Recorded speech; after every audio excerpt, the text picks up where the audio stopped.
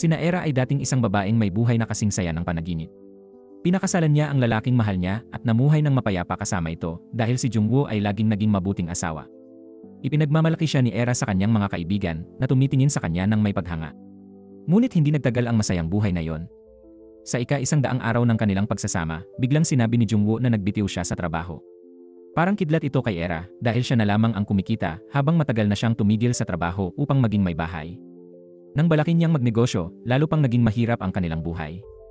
Nagtrabaho si Era ng 3 o 4 na trabaho para matustusan ang gastusin, habang ang asawa ay patuloy na nabibigo at lumulubog sa utang.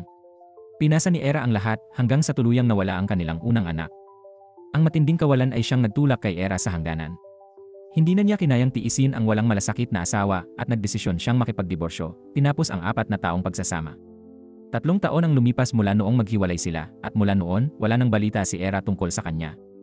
Siya ay nananatiling single, nagtatrabaho upang bayaran ang mga utang ng dating asawa na hindi man lang niya alam. Isang araw, may dumating na customer na nagtatrabaho sa isang matchmaking show. Namangha sila sa ganda ni Era at inanyayahan siyang sumali kapalit ng malaking bayad. Dahil sa pait ng kanyang nakaraan, tumanggi si Era na muling magmahal o makipagkita sa iba. Hanggang sa isang araw, binisita niya ang kanyang mayamang kaibigan. Ipinakita ni Bong Son ang isang magasin na pumupuri sa tagumpay ni Jungwoo. Lubos ang pagkabigla ni Era. Hindi siya makapaniwala na naging isang mayamang chaebol ang dating asawa. Si Jungwoo ay isa ng may-ari ng isang matagumpay na kumpanya ng teknolohiya at nakatanggap ng malawak na atensyon mula sa media. Dahil dito, maraming anak ng chaebol ang nais siyang pakasalan, ngunit palagi niya itong tinatanggihan. Pagkatapos ng kanilang diborsyo, hindi na siya nagkaroon ng ibang babae. Nang tanungin siya kung paano siya naging matagumpay, agad niyang naalala si Era, ang babaeng laging bumabatiko sa kanya tuwing siya ay nabibigo. Nagdiborsyo sila sa araw ng malakas na nyebe. Kahit nagmakaawa siya kay Era para sa isa pang pagkakataon, hindi ito nagbago ng pasya. Kaya naging determinado si Jungwoo na magtagumpay upang pagsisihan siya ni Era. Sa kasalukuyan, puno ng pagsisisi si Era, hindi dahil nawalan siya ng mayamang asawa, kundi dahil hindi siya humingi ng alimony. Tinulungan pa niya itong bayaran ang mga utang. Bukod pa rito, ang sikat na messaging app na ginawa ni Jungwoo ay base sa ideya ni Era. Nang makita niyang matagumpay na si Jungwoo, ayaw niyang mapag-iwanan. Kaya't sumali siya sa matchmaking show kung saan si Era ang pinakamaganda at nangingibabaw na babae. Isang lalaki ang napansin siya at pumunta ito sa kwarto ng mga babae upang makausap si Era. Hinangaan siya ng iba dahil sinabing isa raw siyang plastic surgeon. Binigyan niya si Era ng mga pampaganda, nagsabi ng matatamis na salita at muling binuhay ang pag-asa nito sa pag-ibig. Lumalalim ang relasyon nila kaya inimbita niya si Era sa isang party sa pagtatapos ng taon. Pagdating ni Era, agad siyang nilapitan ng ibang babae sa tabi ng doktor. Laking gulat niya nang malamang nobya pala ng doktor ang mga ito at dinala siya roon upang ipakilala sa isang mayamang lalaki. Nang makita ng lalaki si Era at nagpakita ito ng interes, natakot siya at nagdahilan upang pumunta sa banyo. Ngunit hindi pa roon natapos ang lahat. Ang babaeng kasama ng matandang lalaki ay may gustong iparating kay Era. Kung papayag siyang maging kabit, makakatanggap siya ng maraming benepisyo, pera at apartment, basta't huwag lamang ipapaalam sa asawa. Nang marinig iyon, hindi na napigilan ni Era ang sarili. Napagtanto niyang ang doktor pala ay may masamang intensyon mula pa sa simula. Nagalit siya at sinampal ito dahil tinrato siyang parang isang mababang uri ng babae. Hindi man lang ito umamin sa pagkakamali, sa halip ininsulto pa siya. Ibinalik pa ng nobya ng doktor ang mga regalo ni Era, sabay sabing mura at hindi karapat-dapat sa kanila. Pagkatapos, tuluyang umalis ang magkasintahan, sakay ng kotse at iniwan si Era na mag-isa sa ulan. Habang basa at nilalamig, natanaw niya ang mukha ng dating asawa sa screen at kinutya ang sarili sa kanyang kinasadlakan. Dumaan siya sa isang bar upang pagaanin ang loob. Doon, narinig niyang pinagtatawanan siya ng mga lalaking nasa kabilang mesa. Sabi nila, sakim daw si Era at patuloy na humihingi ng pera kay Jungwoo kahit tapos na ang kanilang kasal. Hindi na siya nakapagpigil. Lumapit siya upang makipagtalo, ngunit itinulak siya sa sahig. Wala man lang humingi ng tawad at tuluyang umalis. Sa galit, dinampot ni Era ang buto at inihagis ito sa isa sa kanila na nawalan ng malay. Dinala sila sa presinto upang magpaliwanag, ngunit pareho silang ayaw magsorry. Inakusahan pa siya ni Era ng paninirang puri at inamin siya ang dating asawa ni Jungwoo. Siyempre, hindi naniwala ang iba at pinilit siyang tawagan si Jungwoo upang mamagitan. Ngunit ayaw na ni Era makisangkot sa dating asawa. Itinanggi niya ang kaugnayan kay Jungwoo at mas piniling makulong. Ang kaibigan niya ang tumawag kay Jungwoo upang humingi ng tulong. Kahit sinabi ni Jungwoo na wala na siyang kinalaman kay Era, dumating pa rin siya sa presinto. Nang magkita sila, naramdaman ni Era na tila siya ay naging maliit at hindi na nito kayang titigan sa mata. Nagkagulo ang buong estasyon sa pagdating ng sikat na direktor ng DNT. Hindi sila makapaniwala na si Jungwoo pala ang dating asawa ni Era. Dahil doon, pumayag ang grupo ng kalalakihan na makipagkasundo at pakawalan siya. Bago umalis, sinabi ni Jungwoo kay Aira na mas mabuting huwag na silang muling magkita. Nang makita ng katulong ang dating asawa ng boss, nagtanong siya. Sinabi ni Jungwoo na mabuti si Aira noon hanggang sa mabangkarote siya at iwan sa labas sa gitna ng taglamig. Tuwing naaalala niya yon, natatakot siya sa babaeng mabilis magbago. Kahit ganoon, hindi niya binago ang numero niya, parang may inaasahang tawag mula kay Aira. Napansin ito ng kaibigan nang tumawag siya kay Jungwoo, ngunit hindi naniwala si Aira. Sa bahay, narinig ni Aira si Min Young na pinupuri si Jungwoo. Nagalit siya at nakipagtalo sa kaibigan. Bigla niyang naalala na wala na siyang ibang mapupuntahan kundi ang bahay ng kaibigan niya. Nakakahiya kung babalik pa siya, kaya pumunta siya sa pampublikong paliguan. Doon, narinig niya ang mga babaeng nag-uusap tungkol sa mag-asawang nagkabalikan dahil naging matagumpay ang lalaki. Nag-alala si Aira at nag-online para maghanap ng karagdagang impormasyon tungkol kay Jungwoo. Ngayon, siya na ang chairman ng isang malaking kumpanyang nagkakahalaga ng trilyong won. Dahil dito, nagsimulang magsisi si Aira at hindi siya nakatulog buong gabi. Kinabukasan, bigla siyang nakatanggap ng mensahe mula kay Jungwoo na nag-aanyayang makipagkita. Hindi makapaniwala si Aira sa kanyang mga mata at pinisil ang sarili. Dahil sa sakit, napagtanto niyang hindi ito panaginip. Agad siyang pumayag at nagmadaling pumunta sa salon para magpaganda. Pagkatapos, dumiretso siya sa kumpanya kung saan nagtatrabaho si Jungwoo. Pagpasok sa opisina, nabigla si Aira sa laki nito. Ginamit niya ang malamig na tono upang anyayahan itong umupo at iniabot ang sobre, sabay sabing ito ay sustento matapos ang diborsyo. Kasabay nito, pinapirmahan niya ito ng kasunduang hindi siya maaaring gumamit ng dahilang pinansyal na suporta upang bantaan siya. Inakala ni Aira na nais ni Jungwoo na buhayin muli ang kanilang relasyon, kaya siya nakipag-ugnayan. Ngunit ngayon, itinuturing siyang isang manghuhukay ng ginto, isang bagay na nagpanginig sa kanya sa galit. Halos mahulog ang tasa ng kape mula sa kanyang kamay. Sa loob ng mga taon, siya'y nagsumikap, nagtiis, at nagpumilit bayaran ang kanyang mga utang, pero ngayon ay napapahiya siya ng ganito. Galit na pinunit ni Aira ang kasunduan at itinapon ito sa mukha ni Jungwoo upang ipakitang hindi siya babaeng pera lang ang iniisip. Gayunpaman, hindi pa rin dito nagtatapos ang lahat, may nakatatandang kapatid si Aira. Si Soo-chul ay nakaranas ng sunod-sunod na pagkalugi sa negosyo at maraming kabiguan. Nang mabalitaan niyang naging matagumpay at mayaman ang kanyang bayaw, kusang loob siyang nagpunta sa kumpanya. Dahil dito, inakala ni Jungwoo na si Soo-chul ay ipinadala ni Aira, kaya ibinigay niya rito ang sustento na umabot sa 300 milyong won. Samantala, wala pa rin kaalam-alam si Aira sa mga nangyayari. Sa kabilang banda, galit na pumasok sa tindahan ang asawa ng isang matandang lalaki upang hanapin si Aira. Sa maling akala na inaakit nito ang kanyang asawa, sinampal niya si Aira at pinagalitan ng todo. Kahit na nagpaliwanag si Aira habang galit, wala ni isa ang naniwala sa kanya. Sa huli, tinanggal siya ng manager at nawalan ng tanging pinagkukunan ng kita. Habang malungkot na umaalis, tumawag ang kanyang kapatid at nangakong tutulungan siyang makapagsimula ng sariling negosyo. Narinig niya yon, ngunit hindi pa niya alam kung saan galing ang pera. Bigla niyang nahulog ang kahon at mabilis siyang yumuko upang pulutin ito. Isang binatang dumaan ang tumulong sa kanya. Anak pala ito ng isang mayamang pamilyang chaebol at chairman na namuhunan sa kumpanya ni Jungwoo. Ngayon ding araw na yon, kakauwi lang ni Sunghan mula sa ibang bansa at dumiretso sa bar kasama ang dati niyang high school tutor, si Jungwoo, upang uminom at magkwentuhan. Samantala, ang kapatid ni Aira ay nahuli ng mga loan shark dahil sa pagkakasangkot sa kanila. Sa pagkakataong ito, determinado silang hindi magpakita ng awa. Kung hindi siya makakabayad ngayon, kailangan na niyang talikuran ang kanyang buhay. Si Jungwoo naman ay magho-host ng anniversary party kasama ang mga senior executive. Sinadya niyang baguhin ang petsa, bagay na ikinataka ni Eugene na nasa tabi niya. Nang tanungin kung bakit iyon ang napiling araw, sinabi niyang iyon ang araw ng kanyang pagtakas sa impyerno. Naalala niya ang panahong iyon noong taon na iniwan siya ng asawa. Uminom si Jungwoo mag-isa sa tabi ng ilog sa matinding lamig. Lubhang nalungkot siya at nawala ng pag-asa, halos gusto na niyang wakasan ang lahat doon mismo. Sa sandaling iyon, natagpuan siya ng kasambahay ni Eugene at sumugod upang pigilan siya, ngunit aksidenteng nahulog si Jungwoo sa tubig. Matapos siyang mailigtas, dinala siya sa bahay ng chairman. Dahil dito, natanggap niya ang suporta na nagbigay daan sa panibagong simula. Iyon ang araw na naniwala siyang muli siyang isinilang sa ikalawang pagkakataon. Kasabay nito, dumating ang kapatid ni Aira dala ang natitirang 5 milyong won, sinasabing ito ay sustento mula kay Jungwoo na lubhang ikinagulat ni Aira. Gusto niyang malaman kung bakit ito tinanggap. Sa huli, inamin ng kapatid na dahil may utang siya at tumakas papuntang Vietnam, patuloy siyang hinahabol. Dahil hindi na niya kayang mabuhay sa ganitong paraan, ginamit niya ang lahat para bayaran ang utang at ito na lang ang natira. Nang marinig iyon, natigilan si Aira. Napaluha siya at sinabi sa kapatid, "Alam mo ba kung ano ang perang ito? Minsang nangako siyang hindi ako magdurusa, pero hindi niya natupad, kaya ibinigay niya to sa akin. Gusto pa nga niyang pumirma ako ng pangakong mawawala na ako sa buhay niya. Kaya nga hindi ko kinuha ang pera, bakit mo ginawa yon?" Sa huli, kinailangan pa ring makipagkita si Ira kay Jungwoo ng minsan pa. Gusto lang niyang ipaalam na natanggap niya ang pera at gagamitin ito ng maayos. Hindi niya binanggit ang utang ng kapatid para matiyak na doon na matatapos ang kanilang ugnayan. Pero gusto pa ring tanungin ni Ira si Jungwoo kung bakit niya piniling Pebrero 14 na, araw ng kanilang diborsyo, bilang araw ng pagtatatag ng kumpanya. Gusto mo bang malaman kung bakit? Kasi nang umalis ka sa buhay ko, nakatanggap ako ng malaking puhunan. Hindi ba't napakahimala niyan? Kaya Ira, mula ngayon, tumahimik ka na lang at mawala ka sa buhay ko. Nang marinig niya ang malulupit na salitang iyon, napuno siya ng galit. Mahigpit ang pagkakakapit ng kanyang kamay habang sumumpa siyang maghihiganti kay Jungwoo, ang taksil na nagpahirap sa kanya para bayaran ang utang nito ng maraming taon. Nang araw na yon, pagkalabas nila sa korte matapos ang diborsyo, hindi pa rin sinabi ni Ira sa kanyang asawa na siya ay nakunan dahil sa labis na pagtatrabaho. Itinago niya ito sa sarili para hindi na siya dagdagan ng bigat. Ngayong matagumpay na si Jungwoo pero malamig pa rin sa kanya, ayaw iyong tanggapin ni Ira.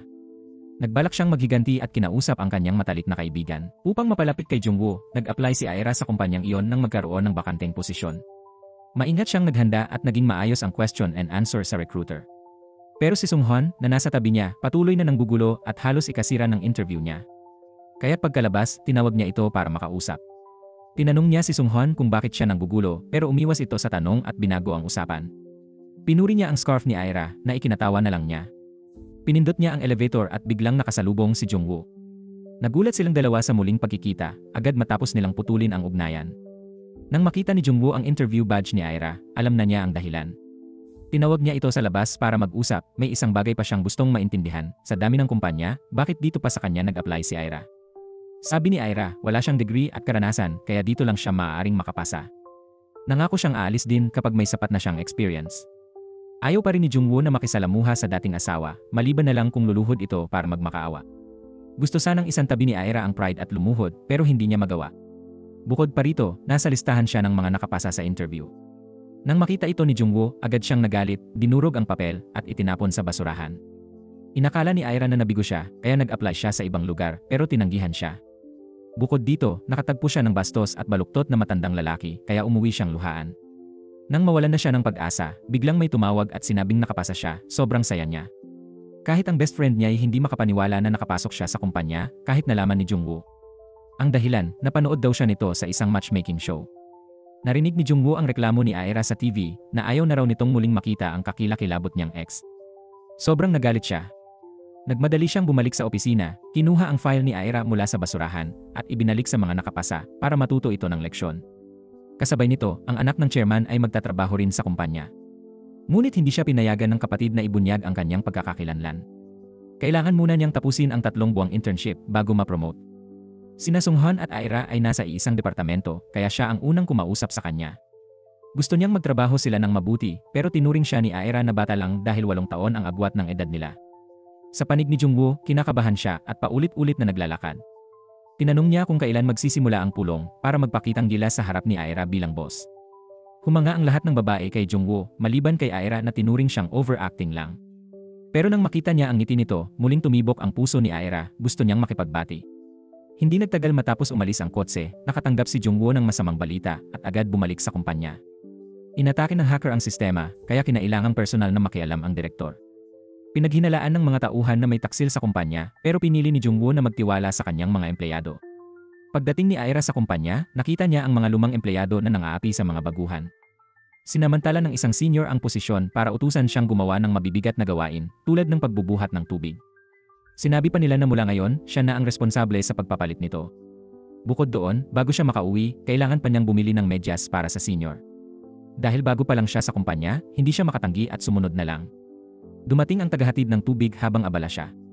Ninakaw niya ang ID card nito dahil inutusan siya ng kanyang superior. Nang makitang huli si Sunghwan, ginamit ni Ira ang pagiging mas matanda para pagalitan siya. Ibinigay niya kay Sunghwan ang lahat ng natitirang gawain. Pagkatapos, inanyayahan niya ang dating asawa na magkita sa bubong. Nang dumating si Jungwoo, tumayo siya ng malayo kay Ira dahil baka mapaghinalaang may relasyon sila. Sa telepono lang sila nag-usap. Gusto niyang magpasalamat sa pagkakatanggap pero nagsinungaling si Jungwoo na wala siyang kapangyarihan doon. Pagkatapos ng trabaho, nag-imbita ang grupo na kumain. Si Ira lang ang napigilan sa gate dahil nawala ang employee card niya. Nakita ito ni Sunghwan kaya inilabas niya ang card niya at iniskan ito para tulungan siya. Hindi lang sila kumain at uminom, nagsismisan din sila tungkol sa boss. Sabi nila, iniwan daw ng asawa ni Jungwoo dahil ng babae ito. Sinabi pa nila na suga pa raw ito sa sugal at isinangla ang bahay. Habang mas nakikinig si Ira, mas wala siyang maintindihan, hindi niya alam kung sino ang nagpakalat ng ganitong kalokohan tungkol sa kanya. Patuloy siyang uminom para makalimot. Pagkatapos ng party, nakita siyang lasing na lasing. Nag-alok si Sunghan na ihatid siya, pero tumanggi siya at sinabing may pupuntahan pa. Kinabukasan, pagdating niya sa opisina, bigla siyang pinigilan ng mga gwardiya. Naguluhan siya, hindi alam ang nangyayari. Pinaghihinalaan ng mga boss na si Ira ang nagnakaw ng impormasyon ng kumpanya. Pati ang CCTV footage ay nabura ng walang bakas. Tanging may ID card lang ang maaaring makapasok doon. Nalaman nilang siya ang huling pumasok. Narinig ito ni Ira at agad niyang itinanggi. Matagal na niyang nawala ang kanyang card. Pero lalo lang silang naniwala na nagsisinungaling siya. Si Ira pala'y pumunta sa opisina kagabi, kaso masyado siyang lasing para maalala. Sa pagkakataong ito, masakit din ang ulo ni Jungwoo. Ayaw niyang paniwalaan na si Ira ang gumawa ng ganoong seryosong bagay.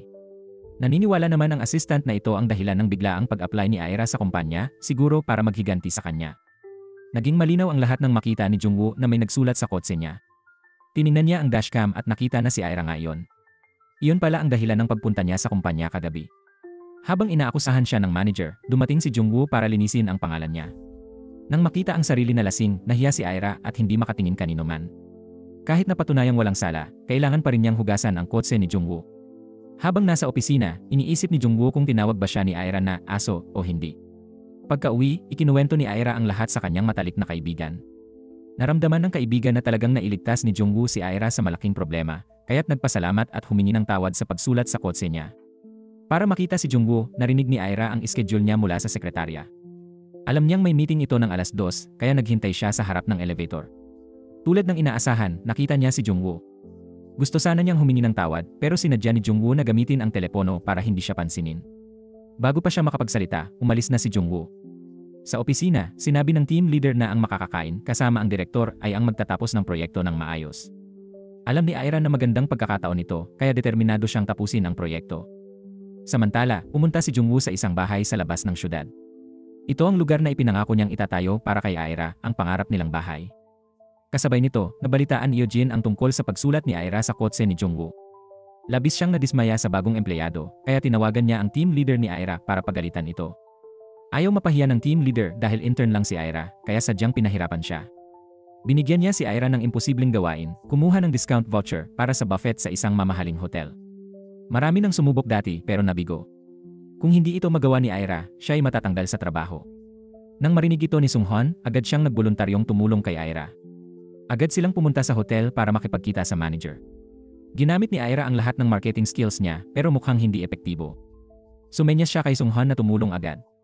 Nakita niyang kinumbinsi ni Sunghan ang manager at sinabing pag-iisipan pa nila ito at magbibigay na lang ng tawag.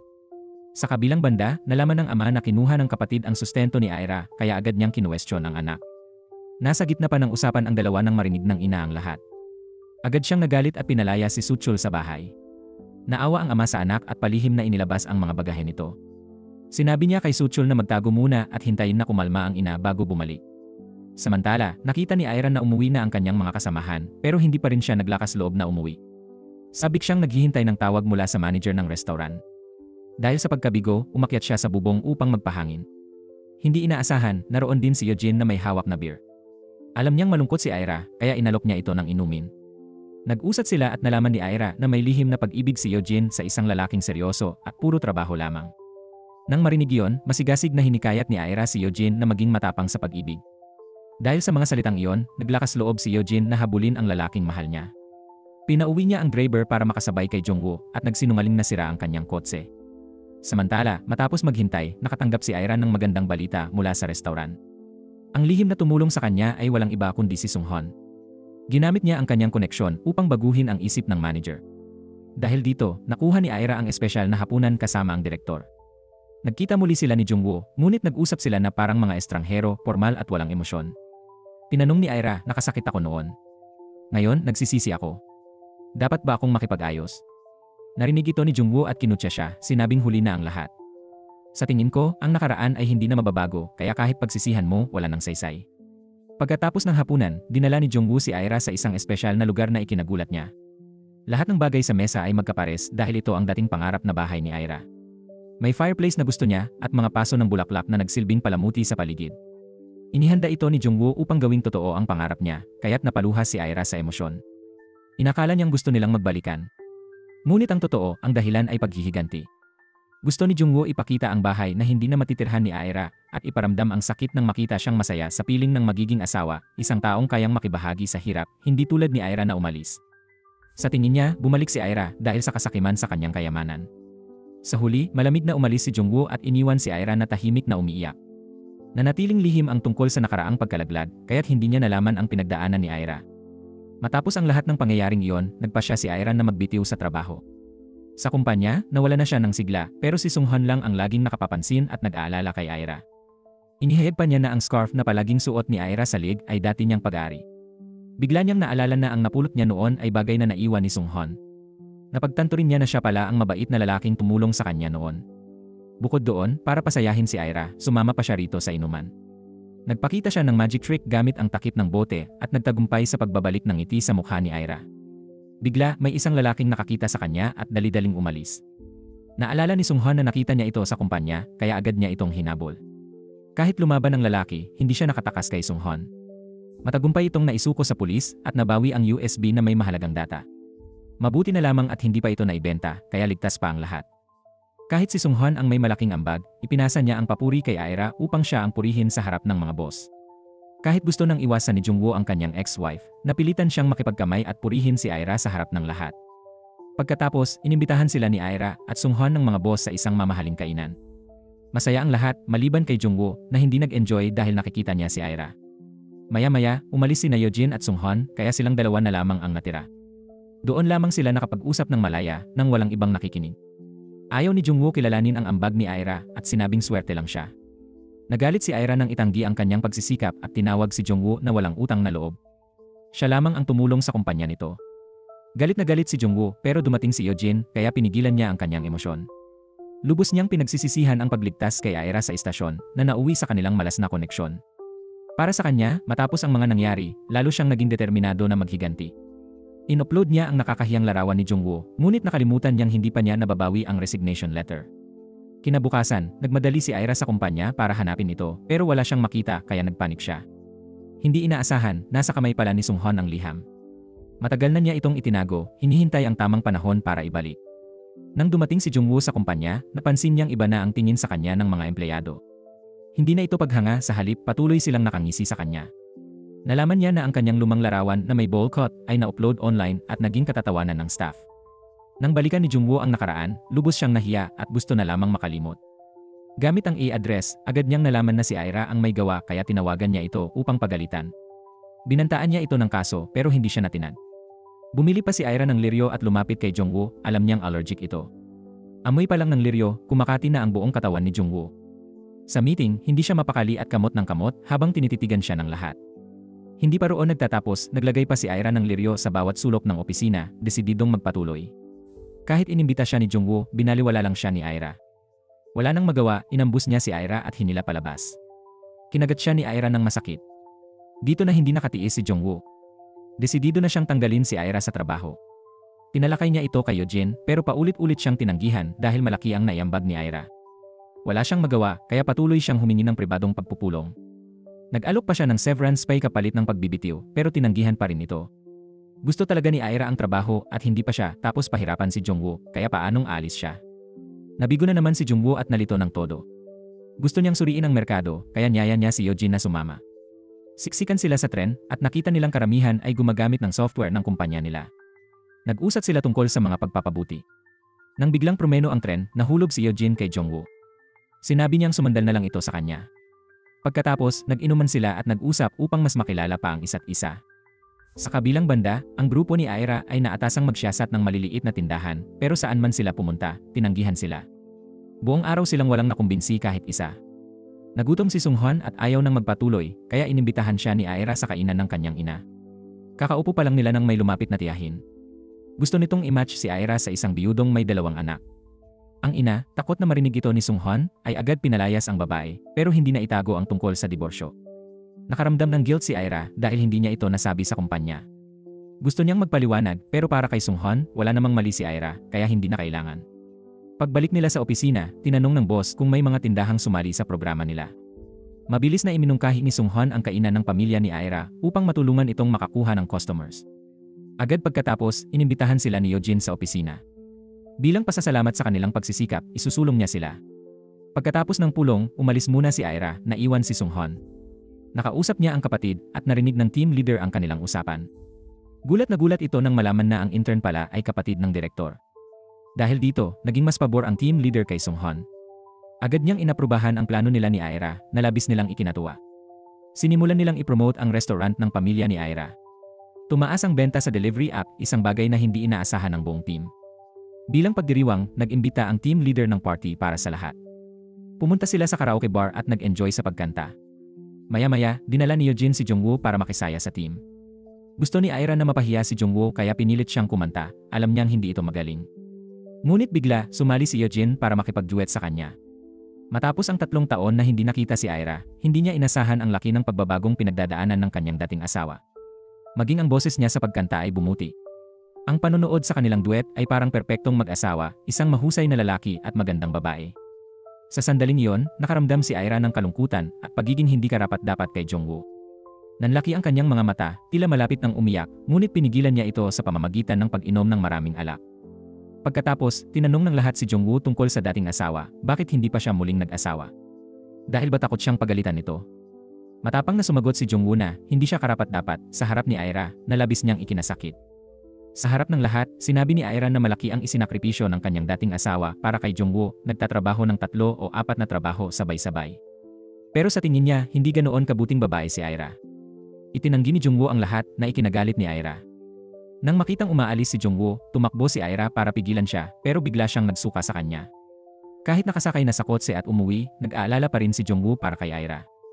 Noon, tuwing lasing si Aira, lagi siyang nasa tabi nito, isinasakripisyo pa ang kanyang maleta para pagsukahan.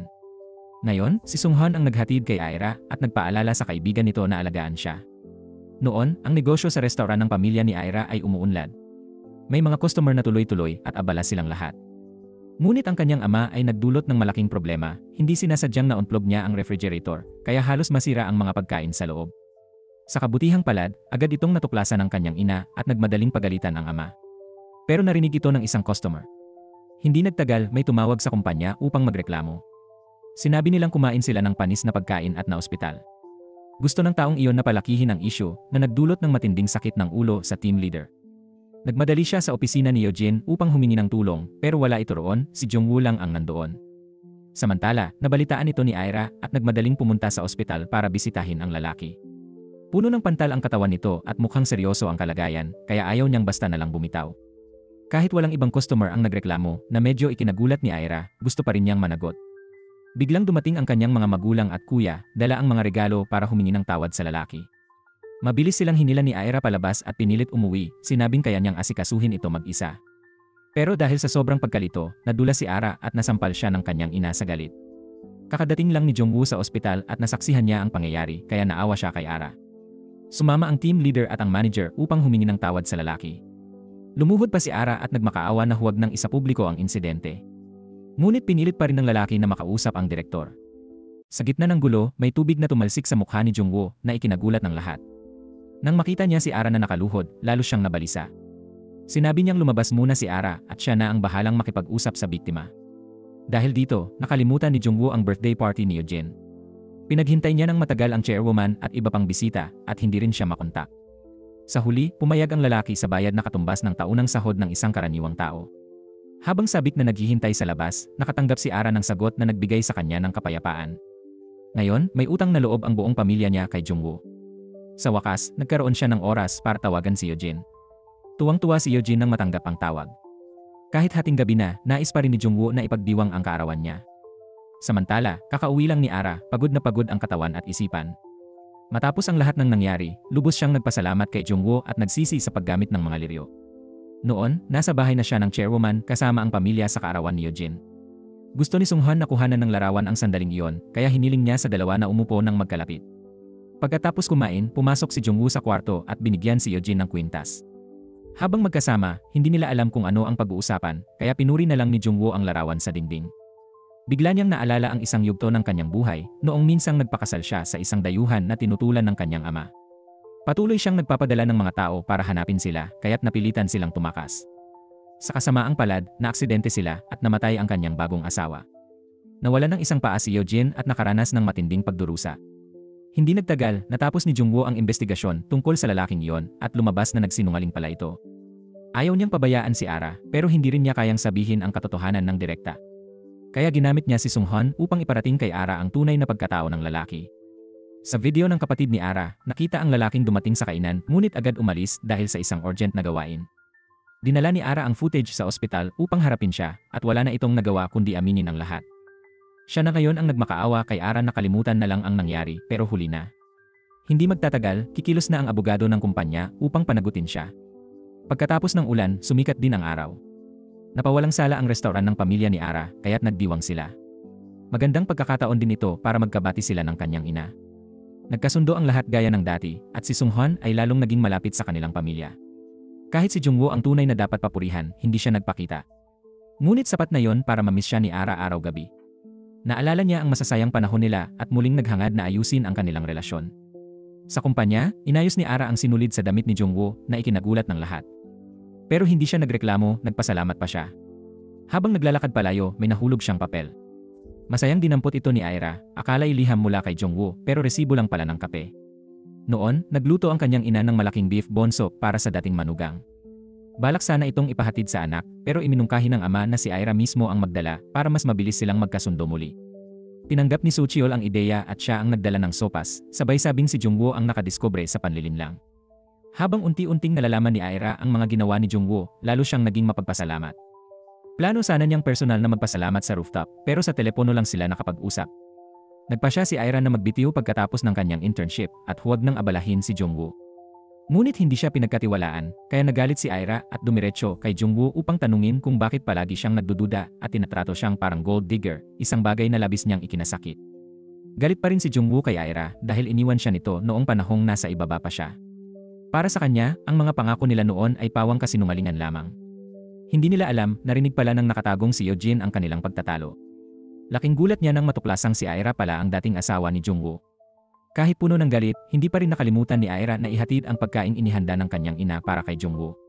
Pagdating sa bahay, pinuri ito ng assistant dahil masarap daw ang lahat. Tinanong pa siya kung gusto niyang sabayan kumain si Jungwoo pero nagdahilan ito na natatakot siyang tumaba. Gayunpaman, dahil sa sobrang sarap ng pagkain, naupo rin siya at kumain ng isang mangkok. Habang pinag-uusapan ang lutong nanay niya, naalala ni Jungwoo ang mga panahong kasama niya si Aira. Tuwing umaga, maaga itong gumigising para ipagluto siya ng almusal. Narinig ito ng katulong at pinuri ang kakayahan ng mga ganitong klaseng babae. Sa kumpanya, ipinakilala ng leader ang bagong proyekto, ngunit may bahagi sa English na hindi naintindihan ni Aira. Dahil madalas siyang nagtatanong, hinamak siya ng babaeng kasamahan. Nakita ito ni Sunghwan at sinubukang aliwin si Aira. Gumawa siya ng maliit na figura gamit ang balat ng orange at inabot ito kay Aira na agad naman niyang kinain. Sa paningin ni Sunghwan, napaka-cute ng ginawa ni Aira. Pagkatapos, nagtungo ang buong grupo sa isang bar. Patuloy na nagtatanong ang team leader kung may mungkahi para sa bagong software. Naalala ni Aira ang isang karanasan kung saan nag-text siya sa boyfriend ngunit napunta ito sa kanyang nanay na siyang nagbunyag ng lihim. Doon niya naisip na mas mainam kung may feature ang software para mabura ang mga maling mensaheng na ipadala. Natuwa si Sunghwan sa ideyang ito dahil katulad dito nang nangyari rin sa kanya kaya agad siyang nagsimulang magplano. Maya-maya, dumalo si Yeojin sa pulong kapalit ni Jungwoo. Hindi niya alam na ang lalaking kaharap niya ay manliligaw pala at walang interes sa negosyo.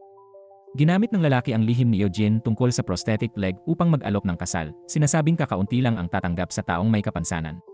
Paano nga ba mabubuhay si Yeojin kasama ang ganitong tao? Tinanggihan niya ito at biglang niyakap si Jungwoo, nakararating lang, sabay sabing ito ang kanyang nobyo. Wala sa kaalaman ni Jungwoo ang mga nangyayari kaya litong-lito siya. Nang panghinaan ng loob ang lalaki, sinabi nitong, nakarating ka lang sa pwesto mo dahil sa babae. Dahil sa insulto, sinuntok siya ni Jungwoo. Akala ni Yeojin na ginawa iyon para sa kanya, kaya lalo siyang naantig at lalong nais pang paigtingin ang relasyon nila. Habang ginagamot ang sugat ni Jungwoo, tinanong siya ni Yeojin kung ayos lang ba na may lihim siyang hindi kayang sabihin kahit kanino. Ang sagot ni Jungwoo, lahat may lihim, ay nagbigay sa kanya ng pag-asa. Samantala, dinala ni Sunghwan si Aira sa bahay nila, sa art room ng kanyang ina na kakasira lang ng ama niya sa galit. Nang marinig iyon, kusa nang tumulong si Aira at inalalayan pa si Sunghwan habang naglalagay ng bombilya. Ang malapit nilang ugnayan ay nagpalakas ng damdamin ni Sunghwan para kay Aira. Dahil abala sila sa paglilinis, huli silang nakabalik. Nang pagalitan si Ira ng team leader, agad siyang ipinagtanggol ni Sung-hon. Dahil siya ang anak ng chairman, hinayaan na lang ito ng team leader na parang walang nangyari. Maya-maya, nakatanggap ng mensahe si Ira mula kay Jungwoo. Tulad ng dati, nakita sila sa rooftop. Ngayon, gusto ni Jungwoo na ibalik ang bag ni Ira at sabihing iparating sa ina na huwag na itong magluto para sa kanya. Habang nagsasalita, lumingon siya at napansing wala na pala si Ira. Tahimik itong umalis at nagkataong nasalubong si Eugene, nakatatapos lang sa trabaho. Mabait siyang nag-alok ng sakay kay Ira at tinanong kung lihim pa rin bang nagkikita sila ni Jungwoo. Talagang nag-aalala si Eugene na kung araw-araw silang magkikita, baka mahulog ang loob nila sa isa't isa. Sa parehong oras, binanggit ni Jungwoo si Gira kay Sung-hon. Hindi niya sinabi kung sino ang kanyang ex-wife, pero lagi siyang nag-isip tungkol kay Gira. Hindi pa rin niya makalimutan kung paano siya ginulo nito gamit ang mga liryo. Kinabukasan, pinuri ng team leader ang babaeng kasamahan dahil sa bagong ideya para sa software. Ngunit si Gira talaga ang may ideya at ninakaw lang ito ni Song-ji. Alam ito ng team leader pero pinili niyang huwag pansinin kaya mas lalo pang nalungkot si Gira. Nang asar pa si Song-ji, sinabing dapat siyang batiin ni Gira bilang junior. Hindi tinanggap ni Gira ang pang-aapi at humingi ng paumanhin si Song-ji na nauwi sa pagtatalo. Hindi sinasadyang napahulog niya si Song-ji nang dumaan si Jungwoo kaya na-misinterpret nito na si Gira ang nagdudulot ng gulo sa kumpanya. Agad siyang pinatawag para pagsabihan kahit ramdam ni Gira na siya ay nagkamali. Sinubukan niyang magpaliwanag, ngunit naniwala si Jungwoo na nagdadahilan lang siya, tulad ng nangyari noong iniwan siya nito. Pagkatapos siyang mapagalitan, nawalan na siya ng gana. Patuloy siyang ginulo ng isang kasamahan sa pamamagitan ng text at iniwan pa siya sa hapunan na inorganisa ng lahat. Higit pa roon, sinadya ng team leader na bigyan siya ng dagdag na trabaho para mag-overtime at hindi makasama sa salo-salo. Nagtrabaho siyang mag-isa hanggang hating gabi. Dahil sa gutom, lumabas siya upang bumili ng pagkain. Hindi inaasahan, nakasalubong niya si Jungwoo sa elevator. Nagkataon lamang na pareho silang nag-overtime. Kahit tila walang pakialam si Jungwoo, gusto pa rin niyang bilhan si Gira ng pagkain. Samantala, si Sung-hon na nagkunwaring sasama sa hapunan ay bumalik sa opisina upang tulungan si Gira. Nang makita silang magkasama, medyo nabalisa si Jungwoo at tahimik na umalis. Kinabukasan, iminungkahi ng lahat na siya ang maging modelo para i-promote ang kanilang software. Kukuha ng litrato si Jungwoo kasama ang nagmungkahi ng kamakailang proyekto. Ngunit kahit magandang pagkakataon ito, hindi nakasali si Song-ji dahil sa allergic reaction. Kaya ang pagkakataon ay napunta kay Lura. Kahit nag-aalangan, kinailangan nilang makipagtulungan hanggang matapos ang photoshoot. Pinuri pa ng direktor ang kanilang chemistry na para bang matagal na silang magkakilala. Mabilis na umusad ang shoot sa huling yugto. Pinabuksan ng direktor ang ventilador, ngunit masyado itong malakas at nagliparan ang mga bagay sa paligid. Naputol din ang pising humahawak sa bola. Hindi na nakatiis si Jungwoo nang makita si Ira sa tabi, natatakot na baka tamaan. Kaya sumugod siya upang iligtas si Gira. Kabalintunaan, nahulog din ang katabing haligi at tumama kay Jungwoo kaya siya ay lubhang nasugatan. Natakot si Ira at agad sumunod sa ambulansya papuntang ospital. Sa sobrang pag-aalala, nanatili siya sa tabi ng kama at hindi umalis. Kahit pinayuhan siyang umuwi at magpahinga, mas pinili niyang manatili at alagaan ito. Ngunit hindi sinasadya, bumalik ang masakit na alaala kay Ira noong dahil sa sobrang trabaho ni Jungwoo, hindi na iligtas ang sanggol sa kanyang sinapupunan. Tinawagan ng kaibigan si Jungwoo noon, ngunit hindi siya sumagot. Wala siya noong pinakamasakit na sandali ng kanyang asawa, kaya nagdesisyon si Ira na makipagdiborsyo. Kinabukasan, nalaman lamang ni Eugene ang aksidente ni Jungwoo mula sa katulong. Nagmadali siyang pumunta sa ospital, nakita si Ira at ginawa ang lahat para paalisin ito. Gusto sanang hintayin ni Ira na magising si Jungwoo para magpaalam, ngunit hindi siya pinayagan. Ilang segundo lang matapos umalis si Ira, nagkamalay na si Jungwoo. Nang makita si Eugene sa harap niya, inakala niyang ito ang nag-alaga sa kanya noong gabi. Pagkatapos, ginamit ni Eugene ang trabaho bilang dahilan upang isama si Ira sa pamimili ng regalo para sa kliyente. Hiningi niya ang tulong ni Ira sa pagpili ng regalo para sa isang espesyal na tao. Alam ni Ira na ito ang lalaking gusto ni Eugene, kaya masigasig siyang pumili ng kurbata at hinikayat si Eugene. Bilang pasasalamat, inimbita siya ng direktor sa isang marangyang restaurant at sinadyang isama rin si Jungwoo. Sa kasamaang palad, hindi ito dumating. Nakatanggap siya ng tawag mula sa kanyang ina, kritikal na raw ang kalagayan ng kanyang ama at gusto nitong makita si Ira sa huling pagkakataon. Kaya't naghintay siya hanggang lumabas si Ira, ipinaliwanag ang lahat at isinama siya. Sa kasamaang palad, hindi na nakapaghintay ng matagal ang matanda. Pumanaw ito bago pa niya makita ang manugang na pinakamamahal niya. Ang biglaang pagpanaw ay labis na nagpalungkot sa pamilya, lalo na kay Jungwoo. Kahit malakas siyang tao, hindi siya nakaligtas sa bigat ng pagkawala. Si Ira ay nanatili sa tabi niya. Hindi nagtagal, nabalitaan ng mga kasamahan sa kumpanya ang pagpanaw ng ama ng direktor. Sama-sama silang nagpunta upang magbigay galang, nagtatanong kung bakit wala si Ira, gayong may mahalaga itong pulong ngayon. Ngunit sa hindi inaasahang pangyayari, pagdating nila sa bahay ng direktor, nakita nila si Era na abalang tumutulong sa burol. Nagulat ang lahat at agad na nagtanong kung bakit siya naroon. Nag-atubili si Era saglit, hindi malaman kung paano ipapaliwanag ang ugnayan nila ni Jungwoo. Dahil dito, inakala ng iba na sinadya niyang dumalo upang makakuha ng pabor mula sa direktor, mula sa pagiging intern tungo sa pagiging regular na empleyado. Ang hipag ni Jungwoo, na matagal nang galit kay Lyra, ay labis na nagalit nang marinig ang balita. Galit siya kay Lyra mula pa noon dahil iniwan nito si Jungwoo noong wala pa siya, at ngayong matagumpay na ito, pilit na muling lumalapit at ayaw bumitaw. Pinilit ng hipag na magbitiw si Lyra at lumayo kay Jungwoo hanggat maaari. Sa sandaling iyon, dumating si Jungwoo, pinigilan ang kanyang hipag at hinilapalayo si Lyra. Ngunit inakusahan pa rin siya ng hipag na may kaugnayan si Lyra sa pagkakaroon ng stroke ng kanilang ama. Hindi maintindihan ni Lyra ang ibig sabihin ng mga salitang iyon. Kaya tinanong niya si Jungwoo at nalaman niyang 3 taon na ang nakalipas, matapos mabalitaan ng kanilang ama ang tungkol sa kanilang diborsyo, ay na-stroke ito sa gulat. Wala namang kaalam-alam si Lyra noon. Napaiyak siya sa pag-iisip na siya ang dahilan ng nangyari sa ama ni Jungwoo. Nang makita ni Jungwoo ang pagluha ni Lyra, nalungkot din siya. Inalo niya ito at sinabing hindi kasalanan ni Lyra ang nangyari. Sa mga sandaling iyon, hinahanap ni Yeojin si Jungwoo at nadatnan silang magkasama, kaya tahimik na lamang siyang bumalik sa bulwagan ng lamay. Nang malaman ng ina ni Jungwoo na si Yeojin ay anak ng isang investor sa kumpanya ng kanyang anak at wala pang asawa, mainit niya itong tinanggap at agad na gustong ipareha kay Jungwoo. Ngunit kay Lyra lamang nakatuon ang pansin ni Jungwoo. Kahit hindi nila diretsong masabi, naiintindihan nila ang laman ng damdamin ng isa't isa. Samantala, napagtanto ni Sunghwan na hindi pangkaraniwan ang nararamdaman niya para kay Jungwoo. Nahihiya man, hindi siya makapagdesisyon. Mabilis niyang hinila si Era upang tanungin kung na-in-love na ba ito kay Jungwoo. Bago pa man makasagot si Lyra, may isang kasamahang sumingit at nagmamadaling isinakay sila sa kotse pauwi. Hindi pa rin nakuha ang sagot, kaya inaya ni Sunghwan si Lyra sa rooftop at muling tinanong kung gusto ba niya ang direktor. Ngunit agad itong itinanggi ni Lyra, sinabing wala siyang nararamdaman para rito. Sa sagot niyang iyon, sa wakas ay nakahinga ng maluwag si Sunghwan. Kahit nalagpasan nila ang usapang iyon, patuloy pa ring binibigyan ng trabaho si Era ng kanyang superior, dahilan upang mag-overtime siya. Samantala, si Yeojin ay kumakain ng hapunan kasama si Jungwoo. Hindi niya nakalimutang ibigay ang regalong pinili ni Lyra. Matagumpay pa niyang nakuha ang pabor ng direktor. Naniwala si Jungwoo na si Yeojin ang siyang nag-alaga sa kanya sa ospital. Pagkatapos, bumalik siya sa opisina at nasalubong si Ira na nag-o-overtime. Inakala niyang hindi pa ito kumakain, kaya gusto niyang makisalo. Ngunit puro fast food ang handa ni Ira, kaya nag-alala siya sa hindi malusog na pamumuhay nito. Pagkatapos kumain, sabay silang nanood muli ng patalastas. Nang asar sila sa isa't isa, gaya ng dati noong mag-asawa pa sila. Sandali nilang nakalimutan na matagal na silang hiwalay. Nang makitang tulog si Jungwoo, maingat na tinanggal ni Ira ang kanyang medyas at tinakpan siya ng kumot. Aalis na sana siya pagkatapos ng internship, pero nakita niyang suot ni Jungwoo ang kurbatang siya ang pumili. Doon niya napagtanto na ang gusto ni Yeojin ay walang iba kundi ang kanyang dating asawa. Nakita ni Sunghwan na malungkot si Ira, kaya sinubukan niya itong paglaruan upang pasayahin.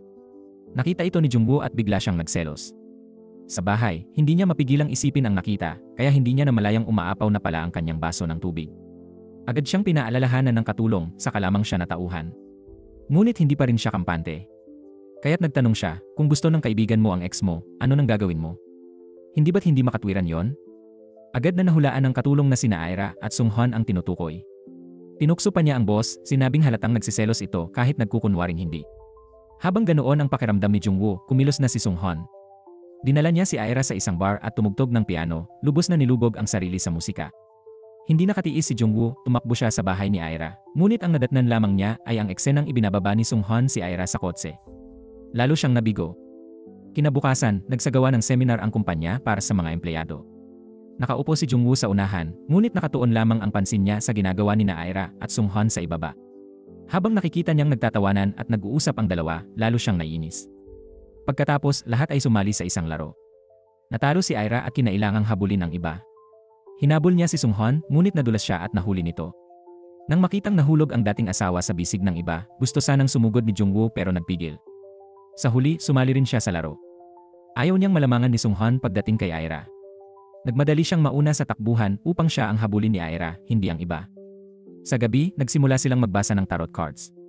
Sinabi ng team leader kay Ira na hinahabol siya ng 2 lalaki at tila nasangkot sa isang love triangle. Maingat na pinagmasdan ni Jungwoo ang pagbasa at tila nadama niyang epektibo ito.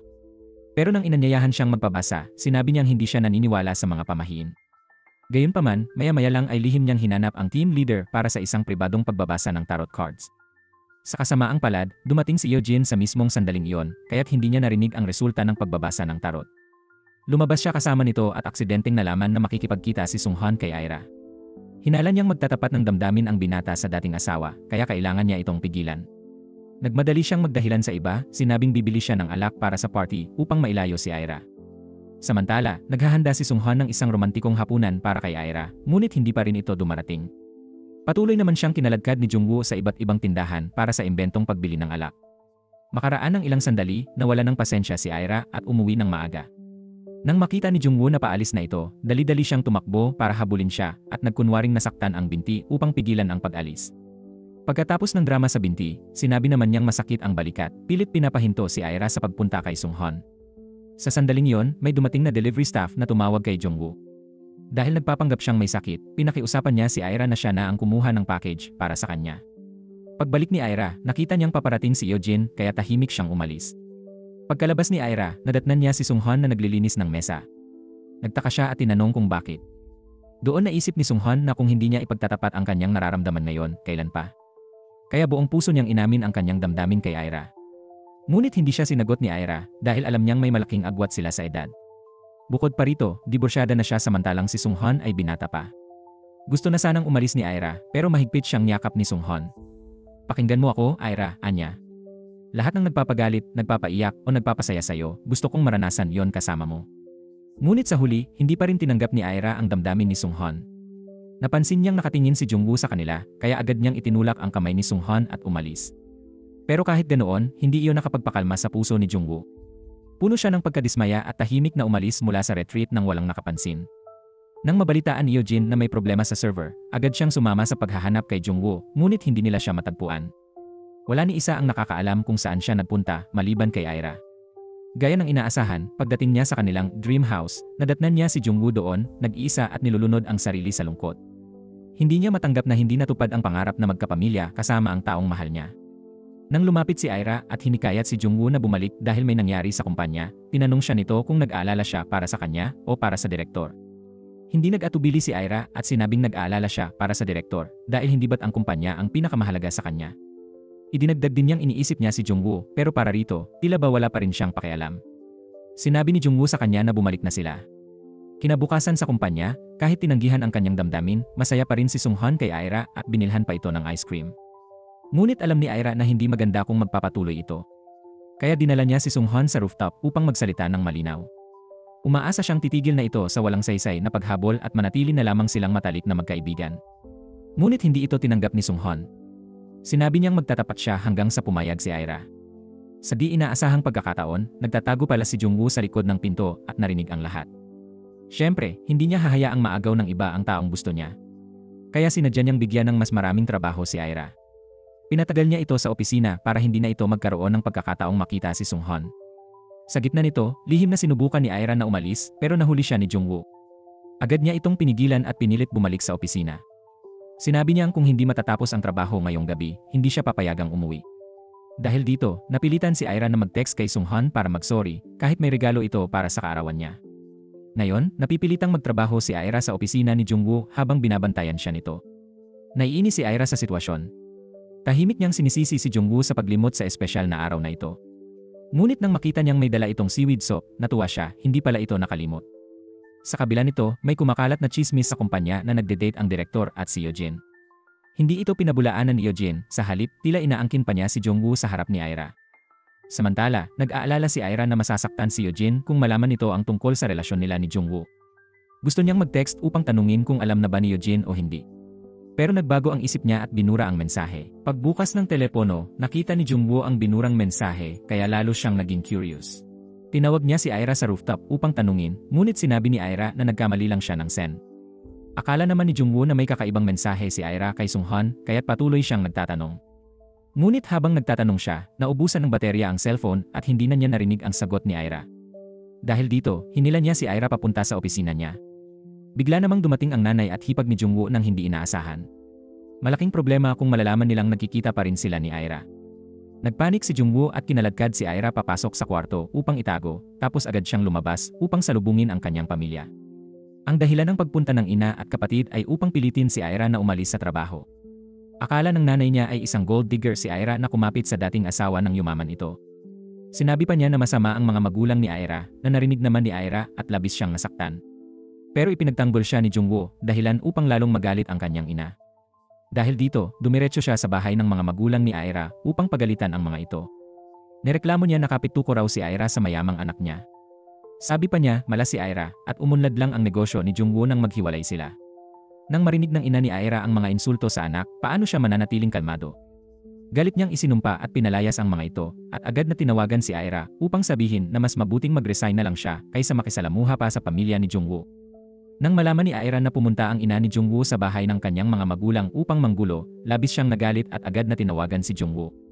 Sinabi niya na pagkalipas ng 3 buwan ay tiyak na siyang magbibitiw at hindi na siya guguluhin pa. Umaasa siyang pipigilan ni Jungwoo ang kanyang ina na muling guluhin ang kanyang pamilya. Pagbalik ni Ira, nagulat siya nang makita si Sung-han na naghihintay sa kanya na may dalang birthday cake. Tuwang-tuwa si Min Yaong sa pagdating ni Sung-han at nagsama-sama pa silang gumawa ng mabangong kandila para sa tindahan ni Min Yaong. Nang inutusan ni Ira si Sung-han na kumuha ng wax, nakita nito ang isang photo album malapit sa shelf. Sa pag-uusisa, binuksan niya ito at natuklasan ang lihim ni Ira, mga larawan ng kasal nila ni Jungwoo. Kinabukasan, si Jungwoo ang nagdala ng regalo sa bahay nila Ira upang humingi ng tawad sa ginawa ng kanyang ina. Gayunpaman, galit pa rin si Eunjae, Song at tumanggi siyang tanggapin ang paumanhin. Sinabi niya kay Jungwoo na pagkatapos ng diborsyo, tinulungan pa rin siya ni Ira sa pagbabayad ng mga utang. Kahit kinuha ni Suchon ang sustento, hindi siya nagreklamo kahit kailan, mga bagay na hindi alam noon ni Jungwoo. Ngayong nalaman na niya ang mga sakripisyo ni Ira, lalo siyang nakaramdam ng guilt. Habang paalis si Jungwoo, bigla niyang nasalubong si Sung-han sa pintuan. Kahit walang salitang binitiwan, alam nila kung bakit naroon ang isa't isa. Inamin agad ni Jungwoo na siya ang dating asawa ni Ira. Sabay nito, sinabi ni Sung-han na gusto niya si Ira. May dala pa siyang painting na siya mismo ang gumawa upang ipagtapat ang kanyang damdamin. Pagkarinig, pinagbawalan siya ni Jungwoo na ligawan ang kanyang ex-wife bilang magkaibigan. Pero walang silbi ang babala, kinuha ni Jungwoo ang painting at tumakbo. Nahabol siya ni Sung-han upang mabawi ito. Kahit pigilan ni Jungwoo si Sung-han, hindi ito naging epektibo. Diborsyado na sila ni Ira at wala na silang ugnayan. Kaya't wala na ring dahilan upang pigilan si Sung-han na ligawan si Ira. Nang gabing iyon, nakatulog ang mag-ina sa tabi ng isa't isa. Inaliw ni Ira ang kanyang ina, alam niyang nasaktan ito sa mga sinabi ng biyenan. Umaasa siyang hindi magagalit ang ina kay Jungwoo. Hindi kasi nito alam ang mga sakripisyo ni Ira. Si Jungwoo naman ay labis na nagsisisi nang malaman ang mga iyon. Kaya't upang makabawi, tinulungan niya si Suchon na makahanap ng trabaho, lihim ito, upang hindi na umasa sa sustento. Kasabay nito, inatasan siya ng team leader na gumawa ng proposal para sa dating hotel na nakakontak nila, isang napakahalagang proyekto. Kung ibibigay ito sa isang baguhan at magkamali, maaaring matanggal si Ira. Samantala, nakarinig si Sung-han ng chismis mula sa mga katrabaho kaya lalo siyang nag-alala para kay Ira. Dati, napilitan lang siyang sumali sa kumpanya at naghahanap ng pagkakataong umalis. Ngunit ngayon, dahil gusto niyang tulungan si Ira, pinili niyang manatili. Sa parking lot, nakita niya ang kanyang kapatid na kasama si Jungwoo. Agad siyang lumapit at tinanong si Suchon kung bakit siya naroon. Napahiya silang dalawa. Sinamantala ni Jungwoo ang pagkakataon upang umalis pero napansin niyang naroon din si Sung-han. Nang makumpirma niyang magkasama sila, muling sumiklab ang kanyang selos. Patuloy siyang nakipagtalo upang pigilan si Sung-han na habulin si Ira. Dahil dito, pinagtawanan siya ng kalaban dahil matanda na raw siya at wala nang pag-asa kumpara kay Sung-han. Napagpasyahan nilang makipagkumpetensya upang malaman kung sino ang mas karapat-dapat kay Ira. Si Suchon ang referee, kaya't pinaboran niya si Jungwoo at idineklarang panalo. Ikinainis ito ni Sung-han kaya hinamon niya si Jungwoo sa push-up challenge. Nagpumilit silang magkumpite sa push-up upang malaman kung sino ang mas malakas. Para kay Ira, gusto na lang niyang matapos ito agad upang makauwi na. Nang gabi ring iyon, kailangang mag-overtime ni Ira sa kumpanya. Nasa tabi niya si Jungwoo, gustong tumulong ngunit nag-aalangan na makaistorbo. Bigla na lamang nagkaproblema ang kanyang computer at nawala ang proposal na pinaghirapan niya. Sinamantala ni Jungwoo ang pagkakataon upang magpakitang gilas. Sa ilang klik lang, naibalik niya ang dokumento kaya't humanga si Ira sa kanya. Pagkatapos ng proposal, umakyat sila sa rooftop para magkape. Sa tahimik na gabing iyon, humingi siya ng tawad kay Ira. Gusto niyang bumawi sa lahat ng pinagdaanan nila. Ngunit hindi na kailangan ni Ira ng paumanhin dahil kusang loob niyang ginawa ang lahat noon. Ngayon, ayaw na rin niyang bumawi pa si Jungwoo. Biglang umulan kaya nagmadali silang pumasok. Nang makitang basa si Ira, agad kumuha si Jungwoo ng tuwalya pero mali ang paghawak niya rito. Kahit dati silang mag-asawa, iba na ang sitwasyon ngayon kaya hindi naging komportable si Ira. Gusto na niyang umalis agad kaya kinuha niya ang payong at lumakad paalis. Kinabukasan, ginamit ni Jungwoo ang dahilan ng surprise drill para mapalapit kay Aira. Nang mag-2:00, tumunog ang anunsyo. Nagpanik ang lahat at naghanap ng matatakbuhan. Nalilito pa si Aira at hindi maintindihan ang nangyayari nang hilahin siya ni Jungwoo sa isang sulok para magtago. Nagsinungaling pa siya, sinabing may terorista raw para lang manatili si Aira sa tabi niya. Dahil hindi pa siya kailanman nakasali sa drill, lubos siyang naniwala. Nang i-anunsyo na tapos na ang drill, saka lang niya nalaman na niloko siya. Galit na galit siyang sinipa si Jungwoo ng masakit. Dahil sa galit ni Aira, muling kumirot ang tiyan ni Jungwoo sa sobrang stress. Sa sandaling iyon, nakasalubong niya si Manager Song. Alam niyang sismoso ito, kaya sinadya niyang magreklamo na sobrang sakit ng tiyan para makarating ang balita kay Aira. Gaya ng inaasahan, pagbalik ng manager, sinabi niya ito sa buong opisina. Siyempre, nakarating din ito sa tainga ni Aira. Naalala niyang si same porridge ang kinakain ni Jungwoo kapag sumasakit ang tiyan nito, kaya binanggit niya yon sa manager. Sabik na naghintay si Jungwoo, akala niya si Aira ang darating, pero manager lang pala. Labis siyang nadismaya. Hindi pa marunong magluto ang manager, kaya humingi ito ng tulong kay Aira. Noon, nakaupo si Sunghwan sa tabi niya at narinig ang lahat. Siyempre, hindi niya pababayaan si Aira mag-isa, kaya sumunod siya. Bago sila makaupo, may masamang balita si Aira, nasunog daw ang apartment nila. Gusto sanang sumama ni Jungwoo, pero biglang dumating si Yeojin sa pinto. Nag-aalala rin pala siya kay Jungwoo. Pagbalik ni Aira, itim na ang apartment. Kasalanan niyon ng kapatid niya. Galit na galit siya dahil hindi na yon ang unang beses na ginulo siya ni Suchul. Pero ipinagtanggol siya ng best friend niya. Una, kailangan nilang humanap ng bagong matitirhan.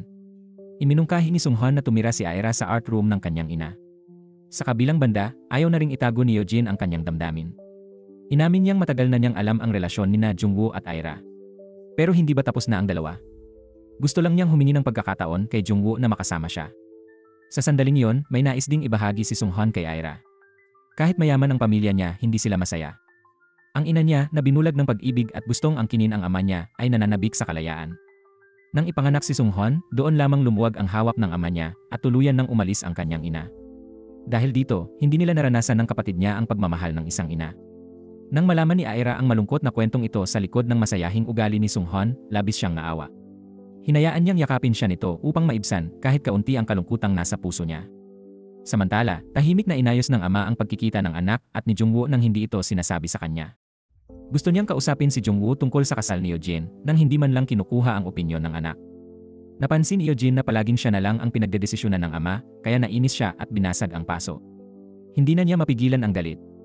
Gusto mo bang malaman niya na may kapansanan ako, tapos gagamitin ang pera para pilitin siyang pakasalan ako? O sasabihin mo na dahil tinulungan ko siya, dapat niyang bayaran ang utang sa ganitong paraan? Bakit palagi mong ginagawa ang gusto mo? Nakakapagod na ang bawat araw na kasama kita. O natatakot ka lang na walang mag-aalaga sa'yo pag tumanda ka? Nakakaawa ka. Nang makita ang pagsuway ni Yeojin, nagalit ang chairman at akmang sasampalin siya. Mabuti na lang at dumating si Jungwoo sa tamang oras upang pigilan ito. Agad niyang dinala si Yeojin sa silid para kumalma, ngunit patuloy itong umiiyak at hiniling na manatili siya roon hanggang makatulog. Bandang hating gabi na nang makauwi si Jungwoo, pagod na pagod. Iniisip pa rin niya ang nasunog na apartment ni Aira, kaya tinawagan niya ito dahil sa pag-aalala. Ngunit halos hindi pa sila nagkapalitan ng ilang salita nang biglang ibinaba ni Aira ang tawag. Makalipas ang ilang araw, nagdaos ng reunion ang mga dating kaibigan ni Aira sa restaurant ng kanilang pamilya. Kabilang sa mga dumalo ang lalaking dating nanligaw sa kanya, ngunit naunahan ni Jungwoo. Nang magkita muli sina Aira at ang lalaki, magalang silang bumati sa isa't isa. Samantala, nag-aatubili si Jungwoo sa labas, hindi tiyak kung papasok. Baka kasi makasalubong niya ang dating asawa at iba pa, at tiyak na may ilang awkward na tanong. Matapos pag-isipan, naglakas loob siyang pumasok at mainit siyang tinanggap ng lahat. Mabuti na lang walang nagtanong tungkol sa kanyang diborsyo. Ngunit nang makainom ang lalaking dating nanligaw kay Aira, nagsimula na itong mangulit. Gusto raw niyang balikan si Aira kahit ilang ulit na siyang tinanggihan nito. Hindi ito tumigil sa pangungulit kaya nagalit si Jungwoo at gustong suntukin ito pero pinigilan siya ni Aira. Ayaw niyang masangkot sa gulo at mula ngayon, hindi na dapat makialam si Jungwoo sa personal niyang buhay. Pakiramdam niya, panahon na para tuluyang tapusin ang anumang koneksyon nila. Bukod dito, personal na inayos ni Yeojin ang pagkikita nila ni Aira sa araw na yon. Para makuha si Jungwoo, ikinuwento niya kay Aira ang aksidenteng kumitil sa buhay ng bago niyang asawa at naging dahilan ng pagkakaroon niya ng artipisyal na binti habang buhay. Sa ganitong paraan niya gustong kuhanin ang awa ni Aira at mapaurong ito. Pinaniwala pa ni Yeojin si Aira na ang tulong ni Jungwoo ay dala lamang ng awa sa dati niyang asawa. Hindi nagtagal, oras na para ipresenta ni Aira ang proyektong inihanda niya. Nang magmungkahi siya ng photo session para sa mga mag-asawang shareholder, tumutol ang lahat dahil sa gastos. Dagdag pa rito, sa tingin nila, hindi alam ni Ira ang gusto ng mga asawa dahil hindi pa siya naikakasal. Tinanggihan ng lahat ang mungkahi niya, kaya tumingin si Ira kay Jungwoo na tumango bilang suporta. Naglakas loob si Ira na aminin na dati na siyang may asawa, na ikinagulat ng mga kasamahan niyang akala'y single pa siya. Sinabi niya sa mga shareholder na ang pinakamahalaga sa isang asawa ay ang katapatan ng kanilang kabiyak, hindi ang halaga ng regalo. Kaya't kahit simpleng photo session lang ay makapagbibigay ng malaking kasiyahan.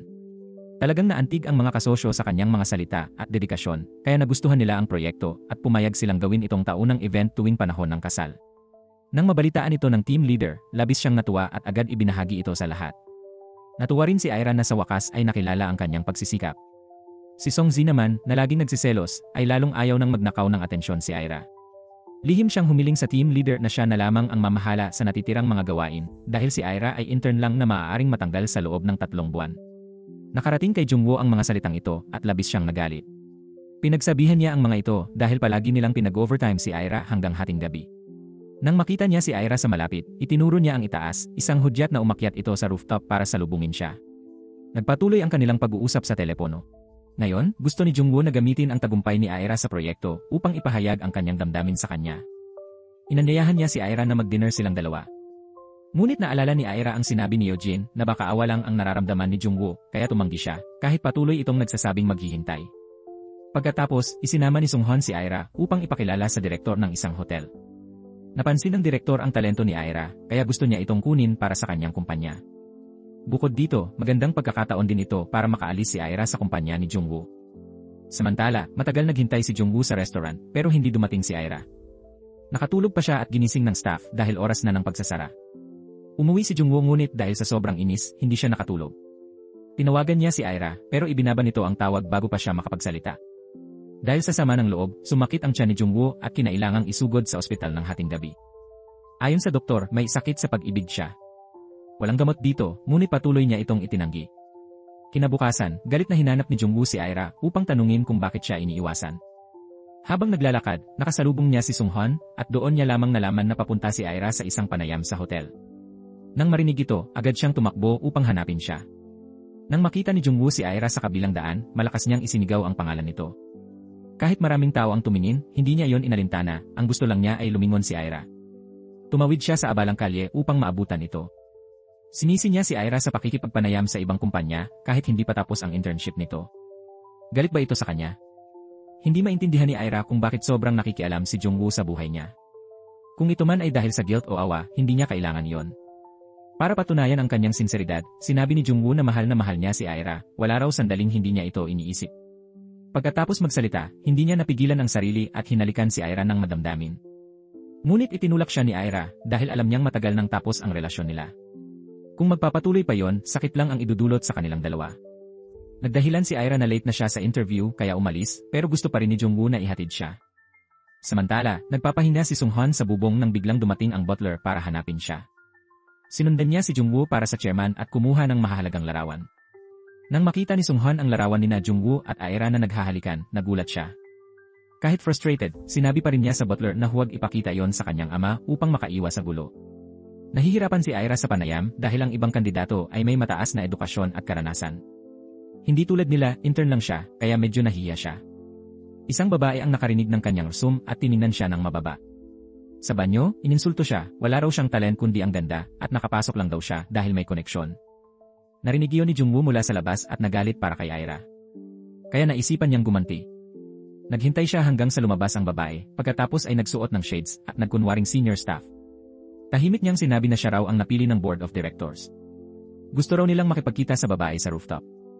Nagsinungaling pa siya na gusto raw malaman ng board kung hagdan o elevator ang gagamitin niya, kaya naniwala ito. Kaya umakyat siya ng 20 palapag habang pinapanood ito, matagumpay niyang natanggal ang kalaban ni Ira. Pagkatapos ng interview, agad niya itong inaya kumain. Pagsapit ng gabi, personal niyang inihatid si Ira pauwi.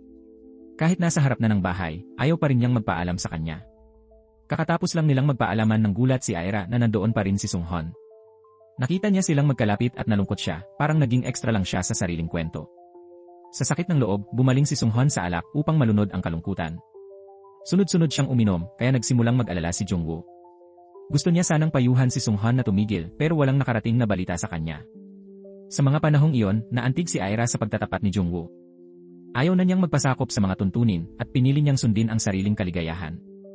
Sa isang pulong, mas maganda ang ayos ni Aira kaysa dati, kaya't hindi maalis ni Jungwoo ang tingin sa kanya.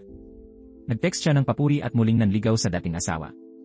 Ngunit hindi lang sila ang nakapansin. Parehong hindi masaya sina Yeojin at Sunghon. Mula nang tahimik na nilang tanggapin ang relasyon nina Jungwoo at Aira, araw-araw ay naging masaya ang dalawa. Subalit nagsimula ang gulo nang marinig ni Aira ang alitan ni Jungwoo sa mga investor, isang sitwasyong maaaring magdulot ng krisis sa kumpanya. Upang malutas ito, kailangan nilang humingi ng pondo mula sa mga shareholder, ngunit delikado ito. Iminungkahi ni Yeojin ang huling paraan, ang ipahayag ang kanilang engagement. Sapat na raw iyon upang makaakit ng mga mamumuhunan. Ngunit kahit ano paman, ayaw ni Jungwoo gumamit ng ganoong kasuklam-suklam na paraan. Kailangan niyang tanggihan si Yeojin upang tuluyan na itong mawalan ng pag-asa. Maya-maya, may gustong mamuhunan sa kumpanya ni Jungwoo, ngunit may kondisyon, kailangan siyang tanggapin bilang miyembro ng management board. Dahil dito, labis na nag-alala at nag-isip si Jungwoo. Hindi niya alam na si Sunghon pala ang nasa likod nito. Gusto nitong ibagsak si Jungwoo dahil kay Aira. Hindi lang si Jungwoo ang target. Nang makita ng chairman ang larawan niya habang hinahalikan si Aira, labis itong nagalit. Sa parehong araw, may naka-schedule na live TV product launch ang kumpanya kaya abala ang lahat. Dumating si Jungwoo upang mag-check ng mga gamit at hinanap si Aira sa storage room habang ini-inspeksyon ang mga bag. Masaya silang nag-uusap nang biglang lumitaw si Yeojin. Alam niyang lihim na nagde-date ang dalawa, kaya nakaramdam siya ng matinding sama ng loob. Pinaalis niya si Jungwoo at binalaan si Aira na ayusin ang trabaho nito dahil malapit na siyang mawalan ng trabaho. Ilang minuto bago ang shooting, natuklasan ni Aira na napalitan ng isa sa mga bag. Kulang ang oras upang ayusin ito kaya kinansela nila ang shoot. Kung mabigo ang proyekto, si Aira ang mananagot kaya labis siyang nag-alala. Naalala niyang nakita niya si Secretary Kim sa storage room kaya agad niya itong hinanap. Narinig niya ang usapan ni Yeojin at ng sekretarya, ang chairman pala ang nag-utos na palitan ang bag. Wala talagang kinalaman si Yeojin, ngunit ang narinig lang ni Aira ay ang tungkol sa pagsira ng ebidensya. Galit niyang inakusahan si Yeojin ng kasuklam-suklam na gawain. Hindi nagpaliwanag si Yeojin. Sa halip, sinisi niya si Aira sa pagkasira ng kinabukasan ni Jungwoo. Kung hindi ka dumating, Anya, baka asawa ko na si Jungwoo ngayon. Siyempre, hindi lang upo si Aira at hahayaang gawin ni Yeojin ang gusto nito. Para kay Aira, ang tunay na kaawa-awa at makapal ang mukha kay Jungwoo ay si Yeojin. Matapos marinig iyon, sinubukan ni Yeojin na saktan si Aira, ngunit agad siyang napigilan. Nagpumilit sila, kaya natumba si Yeojin at nawalan ng malay dahil sa kanyang prosthetic leg. Nagulat si Aira sa nangyari at hindi alam ang gagawin. Mabuti na lang at nakita ito ni Jungwoo, kaya agad siyang dinala sa emergency room. Dahil tumanggi si Yeojin sa regular na check-up, nagkaroon ng impeksyon sa koneksyon ng kanyang prosthetic leg. Doon lang nalaman ni Jungwoo ang lihim na matagal nang itinatago ni Yeojin. Nakaramdam siya ng matinding pagkakasala dahil hindi siya naging mabuting kaibigan sa kanya. Lalong lumala ang tensyon nila ni Sunghon nang malaman nito ang relasyon niya kay Aira. Sabi ni Sunghon, kung pipiliin ni Jungwoo si Aira, mawawala sa kanya ang lahat. Pag-uwi ni Aira, narinig niya ang best friend niyang umiiyak sa banyo. Paglapit niya, nakita niya si Myron na may hawak na pregnancy test. Dahil sa biglaan ng lahat, hindi niya napigilan ang pag-iyak. Ngunit nang tingnan muli ni Aira ang test, iisa lang pala ang linya, kaya't maling akala lang pala ito. Gayunman, nang mabanggit ang tungkol sa sanggol, naalala ni Aira ang nawala niyang anak at napaluha siya. Noon ding oras na yon, papunta si Jungwoo sa bahay niya. Nakatayo siya sa labas at narinig ang pag-uusap nila ng kaibigan. Umiiyak si Aira, ang sanggol lang ang pag-asa ko, pero hindi ko siya naprotektahan. Araw-araw, pagod na pagod ako galing trabaho, walang oras para sa bata. Hindi ko man lang narinig ang boses ng ama nito. Tama na, Aira. Siguradong nasa mas mabuting pamilya na ang bata ngayon. Noon, kailangan mo ring magtrabaho para mabayaran ang utang. Ano pa ba ang magagawa mo? Narinig lahat iyon ni Jungwoo at labis siyang nalungkot. Hindi niya alam na nagkaanak sila at nawala ito bago pa man siya ipinanganak. Mali pala ang pagsisi niya kay Aira sa pag-alis nito, samantalang tahimik pala itong nagdurusa. Ngayon, hindi na siya tatakas. Lumapit siya at mahigpit na niyakap si Aira, paulit-ulit na humihingi ng tawad sa kanya. Gusto ni Jungwoo na makabawi kay Aira, ngunit ayaw nitong magdusa silang dalawa kung muling masira ang relasyon nila. Hindi niya kailanman sinisi si Jungwoo kaya wala nang kailangang bawiin. Para sa kanya, sapat na ang ganito upang maging masaya siya. Samantala, sa wakas ay nagkamalay na si Yeojin. Pagkagising, agad niyang hiniling na hanapin si Jungwoo, ngunit pinigilan siya ng kapatid. Gusto niyang personal na hadlangan sina Jungwoo at Aira sa anumang paraan. Sa kabilang banda, nakatanggap ng abiso si Aira mula sa hotel, maaari na raw siyang magsimulang magtrabaho agad. Ngunit nag-aalangan pa rin siya kung aalis na baka agad. Bukod pa rito, nagdaraos ng pulong ang board upang siyasatin ang pananagutan ni Aira sa nagawa niyang pagkakamali. Nang makitang pinupunan ng lahat ang kanyang dating asawa, tumayo si Jungwoo at ipinagtanggol si Aira. Bigla namang pumasok si Sung-hwan at umupo sa upuan ni Yojin, ikinagulat ng lahat. Tumayo siya at inihayag na siya ang papalit sa posisyon ng kapatid habang ito'y nagpapagaling. Nagulat ang mga dating kasamahan ni Sung-hwan nang malamang siya pala ang kapatid ng direktor. Pinagsisihan nila na hindi nila ito tinrato ng mas maayos noon. Ngunit kahit na-promote na, nanatili siyang mapagkumbaba at magiliw pa rin sa kanila. Kay Ira lang siya seryoso dahil may mahalaga siyang sasabihin. Ipinahayag ni Sung-hwan na matagal na silang magkaibigan ni Jung-woo, mas malapit pa sa tunay na magkapatid. Pero kung pipiliin niya sa pagitan ng pagkakaibigan nila at kay Ira, si Ira pa rin ang pipiliin niya. Dahil para sa kanya, ang pag-ibig ay hindi maaaring ibahagi. Nang makuha niya ang kapangyarihan, agad niya itong ginamit upang ipitin si Jung-woo. Nakipagpulong siya sa mga shareholder at inilagay ang dating kaibigan sa alanganin. Kung hindi masisiguro ni Jung-woo nakikita ang bagong laro, maaaring mawalan siya ng pwesto. Pagkatapos ng pulong, agad niyang hinanap si Sung-hwan. Hindi niya maintindihan kung bakit ganito ang trato sa kanya, pero malinaw ang dahilan. Wala siyang kapangyarihang hawak, kaya hindi niya maprotektahan si Ira gaya ng ipinangako niya at kailangan pa ring umasa sa pamilya. Nang malaman ni Jung-woo ang tunay na motibo ni Sung-hwan, mapait siyang ngumiti. Ngunit buo pa rin ang kanyang loob na lumaban. Sa puntong ito, kumalat na ang tsismis sa buong kumpanya at nakarating kay Ira. Labis siyang nag-alala dahil alam niyang posibleng pilitin siyang magbitiw. Humingi siya ng update sa katulong ukol sa sitwasyon. Pagbalik nito, sinabi agad kay Jung-woo ang malasakit ni Ira sa kanya at iniabot ang telepono upang tawagan siya. Ngunit naguguluhan si Jung-woo, hindi niya alam kung ano ang dapat niyang sabihin. Pina-secret video call niya ang katulong kay Ira upang maniktik. Nang lumingon si Ira, nagpanik siya at mabilis na umiwas ng tingin. Mukhang nabigo ang plano. Kumuha si Jung-woo ng impormasyon kay Southron. Nalaman niyang may sakit ang biyana ni Ira at kulang sa tulong ang kanilang tindahan, kaya dali-dali siyang pumunta roon. Pagdating niya, nagulat ang lahat sa kanyang pagdating. Kinabahan din si Ira dahil hindi niya ito inimbitahan. Masigasig pa ring tumulong si Jung-woo sa restaurant, ngunit tila hindi pa rin siya pinapansin ni Ira. Maya-maya, nagtipon ang pamilya upang maglaro ng huwatu. Hindi sumali si Ira, nanood lamang siya mula sa likod. Natuwa siya sa ngiti ni Jung-woo, ngunit hindi niya ipinakita. Agad siyang nagpaalam at umalis. Gusto sana siyang ihatid ni Jung-woo, ngunit pinigilan siya ng ama ni Ira. Kinabukasan, inaya ni Sung-hwan si Ira sa isang photoshoot para sa mga disenyo at binigyan siya ng kwintas. Alam niyang nag-aalinlangan si Ira kung aalis ba sa kumpanya. Umaasa siyang bibigyan siya nito ng isa pang pagkakataon. Samantala, binisita ni Jung-woo si Yojin. Nang makita siya, labis ang tuwa ni Yojin at sinabi niyang gusto niyang pumunta sa Amerika kapag gumaling na siya. Ngunit sa hindi inaasahang pagkakataon, dumating si Jung-woo upang tanggihan siya at hilingin na ihinto na nila ang anumang ugnayan. Dahil dito, nagalit ang chairman at iniutos ang pagbawi ng lahat ng puhunan sa kumpanya. Alam ni Yojin na darating din ang araw na yon. Tinawagan niya si Ira at hiniling na lumayo kay Jung-woo kung hindi mawawala ang lahat sa kanya. Naguguluhan pa rin si Ira at hindi maintindihan ang ibig sabihin ni Yojin. Nababaliw na ito, naghagis ng mga gamit at sumigaw, pinapaalis siya sa silid. Nagulat si Ira nang marinig ang pag-uusap ni na Jung-woo at ng chairman. Para sa anak, ang mapagmataas na lalaking ito ay lumuhod at nagmakaawa na iligtas si Yojin. Kung wala siya, wala nang pakialam si Yojin sa buhay. Lalong sinisi ng ama ang sarili sa pagpapilit sa anak na mamuhay na parang may kapansanan. Kung hindi papayag si Jung-woo, babawiin ang puhunan, pero mas pipiliin na niyang mawala ng lahat kaysa magpakasal sa hindi niya mahal. Nang hindi gumana ang pakiusap, nagalit ang chairman at sinampal si Jung-woo na nakita ni Ira at ikinagulat niya. Para aliwin si Jung-woo sa gitna ng mahirap na panahon, nagluto si Ira ng masarap na pagkain at hinintay siya. Nang makita ni Jung-woo ang inihanda, natigilan siya sa pagkamangha. Hindi niya inakalang kakain pa siya ng luto ng dating asawa matapos ang ilang taon ng paghihiwalay. Ngunit dahil ayaw niyang makita ang pasa sa kanyang mukha, patuloy niya itong tinatakpan. Kahit alam ni Ira ang dahilan, hindi na siya nagtanong. Sa halip, nagdala siya ng alak para inumin nila. Pagkatapos, kumuha siya ng gamot at maingat na inilapat ito sa mukha ni Jung-woo. Naglapit ang kanilang mga mukha at hindi na nila napigilan ang isang halik. Kinabukasan, nagising silang walang maalala sa nangyari. Nang makita ni Ira na hubad si Jung-woo, inakala niyang sinamantala siya nito. Pero ang totoo, nasuka lamang siya kay Jung-woo matapos uminom at walang nangyaring masama. Samantala, nabanggit ng kapatid ni Ira sa kasamahan na siya ang dating asawa ng direktor. Nagmakaawa siya na huwag ipagsabi para maiwasan ang gulo. Ngunit narinig ng team leader ang bulungan nila sa hagdanan, kaya isa pang tao ang nakaalam. Kinailangang pumunta ni Suchiol sa opisina upang sumenyas na huwag magsalita kahit kanino. Nangako naman silang itatago ang sikreto. Gusto ni Ira na bigyan si Jung-woo ng huling date bago siya umalis sa kumpanya, kaya nagplano sila sa loob ng 2 araw. Sa sobrang tuwa, nagpadala si Jung-woo ng regalo kinabukasan.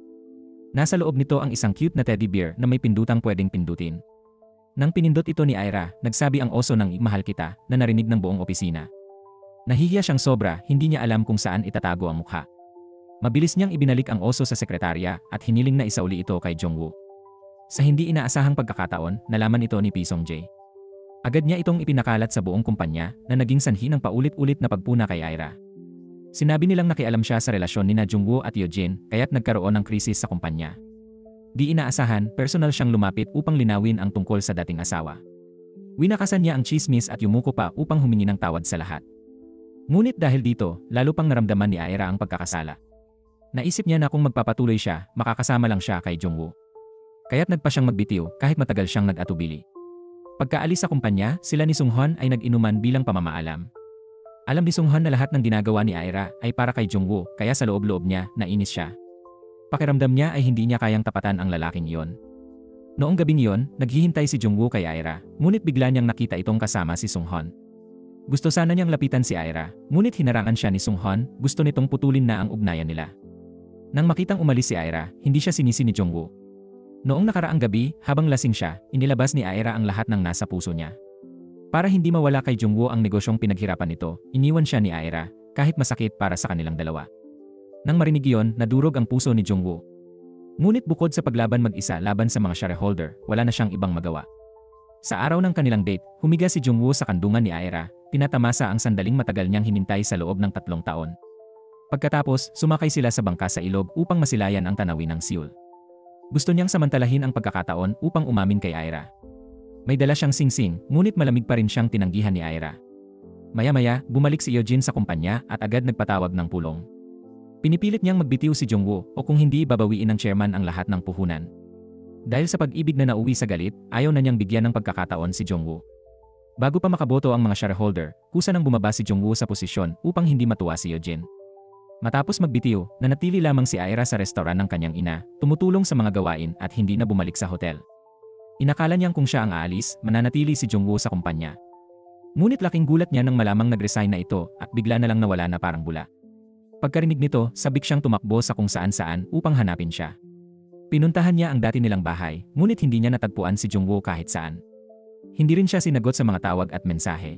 Noon, nagtayo na si Jungwoo ng sarili niyang opisina, nagsimulang muli, determinadong magpatuloy sa buhay. Araw at gabi siyang nagtrabaho para sa sarili niyang software. Makalipas ang mahabang panahon, sa wakas ay natagpuan niya si Jungwoo. Nagmadali siyang pumasok at pinagalitan ito dahil sa hindi pakikipag-ugnayan at sa pagtatago sa ganoong lugar. Kahit labis siyang nag-aalala, sinabi pa rin ni Aira na huwag na itong magpakita sa kanya. Ngunit kinabukasan, muling bumalik si Aira sa opisina ni Jungwoo. Sumigaw siya ng malakas hanggang sa paos ang boses niya, ngunit walang sumagot. Tumingin siya sa bintana at nakita si Jungwoo, napaka-focused sa trabaho kaya hindi niya ito narinig. Ngunit hindi lang si Aira ang dumalaw. Dumating din si Sunghwan bilang kinatawan ng chairman upang hilingin kay Jungwoo na bumalik sa kumpanya. Simula nang mawala siya, bumaba ang takbo ng negosyo. Hindi sapat ang lakas ni Yeojin at lalong lumala ang kalusugan ng chairman.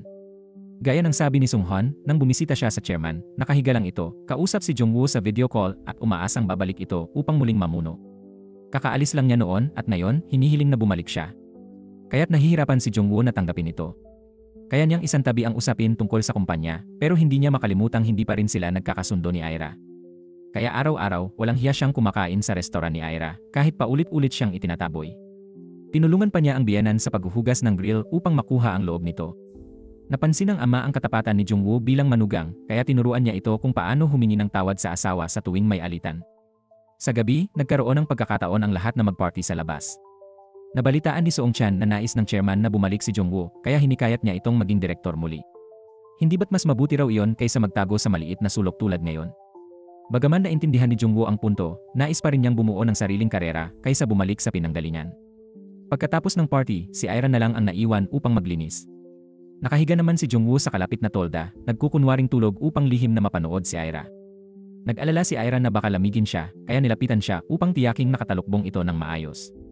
Nagkataong binuksan niya ang telepono at nakita ang wallpaper, larawan niya habang natutulog sa bahay ni Jungwoo noon. Lubos siyang natuwa. Ayaw na niyang humiwalay kay Jungwoo at nagpa siyang harapin ang lahat ng hirap kasama siya. Araw-araw, masigasig siyang pumupunta sa opisina ni Jungwoo upang maglinis, bagay na ikinagulat nito. Nag-apply pa siya ng trabaho upang manatili roon. Mula ngayon, magkakasama na sila sa bawat sandali. Sa oras ng trabaho, lihim na sinusulyapan ni Aira si Jungwoo at pinapaalalahanan siyang magtrabaho ng seryoso. Bigla siyang nakatanggap ng mensahe mula kay Sunghwan, kaarawan daw niya. Binasa ito ni Aira at hindi na nag-isip pa, agad siyang pumunta kahit alam niyang baka kasinungalingan lang iyon basta't makita lang siya nito. Samantala, nanatili si Jungwoo sa opisina at patuloy na nagtrabaho. Pero alam niyang hindi niya kaya mag-isa, kaya nagdala ang assistant niya ng 2 katulong mula sa dating kumpanya upang tumulong. Nakita ni Jungwoo na handa pa rin silang manatili sa kanyang tabi kahit wala na siya sa kumpanya, kaya lubos siyang nagpasalamat. Kahit wala na siya sa opisina, sa tuwing may problema sa system, laging handa si Jungwoo na bumalik upang ayusin ito. Sa ibang araw, siya at ang kanyang team ay masigasig na nagtrabaho upang matapos ang software ng kanilang bagong laro. Matapos ang mahabang pagsisikap, nakamit din nila ang tagumpay. Muling nakipagtulungan ang bagong kumpanya ni Jungwoo sa Yojin Group at umani ng tagumpay. Pinuri ng media ang kanyang kahusayan, kahit nabigo siya noon, hindi siya sumuko. Sa likod ng tagumpay may matibay na suporta. Naghanda si Jungwoo ng isang romantikong proposal para kay Aira. Matagal na niyang hinintay ang sandaling ito. Inilabas niya ang singsing, umaasang magsisimula silang muli. Ngayon, wala nang dahilan si Aira upang tanggihan siya. Pinagsisihan din niya ang pag-iwan noon kay Jungwoo. Agad isinuot ni Jungwoo ang singsing kay Aira, simula ng bagong paglalakbay ng kanilang pag-ibig. Pinili ni Sunghwan na bumitaw at suportahan si Aira sa lalaking tunay niyang mahal. Kasabay nito, bumalik mula sa ibang bansa ang inang matagal nang nawala. Muling nabuo ang kanilang pamilya. Ngayon, masaya at puno ng pag-asa ang buhay ni Aira at Jungwoo. Buntis na si Aira sa una nilang anak at sabik silang pinag-uusapan ang magiging pangalan nito, kasabay ng pangakong aalagaan at hindi na kailanman mawawala ang kanilang pamilya. Isang masayang bagong simula para sa kanilang dalawa na puno ng pagmamahalan, pagtanggap at pangarap para sa hinaharap.